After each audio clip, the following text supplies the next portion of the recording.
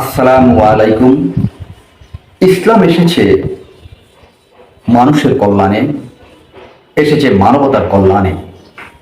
এই পৃথিবীতে আল্লাহ এবং আল্লাহর রাসূলের এই ধর্মকে নিয়ে যারা দুনিয়ার স্বার্থ হাসিল করার জন্য ধর্মকে ডাল হিসাবে ব্যবহার করে, আল্লাহ তাদের যদি হেদায়েত না থাকে তুমি তাদেরকে শীঘ্রই ধ্বংস করে দাও। কারণ ধর্ম এবং এই সমাজের জন্য এরা খুবই ভয়ঙ্কর।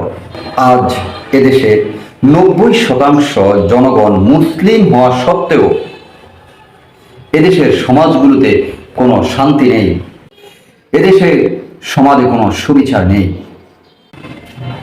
পবিত্র কোরআন এবং হাদিসে এসেছে, যারা ধর্মকে পুঁজি করে দুনিয়ার পার্থিব সুযোগ সুবিধা হাসিল করে আল্লাহ তাদেরকে আখিরাতে পবিত্র করবেন না, তারা জাহান্নামী হবে এবং এদের যারা অনুসারী হবে তারাও জাহান্নামী হবে। অতএব পবিত্র কোরআন ও হাদিসের ব্যাখ্যা অনুযায়ী আমরা বুঝতে পারলাম এই পৃথিবীতে যুগে যুগে ধর্ম ব্যবসায়ী ছিল, এখনো আছে এবং ভবিষ্যতেও থাকবে।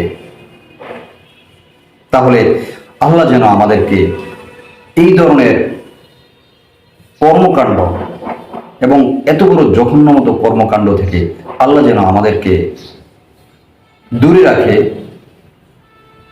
এই জন্য আল্লাহর কাছে আমরা প্রতিটি মুহূর্ত আশ্রয় চেতে হবে।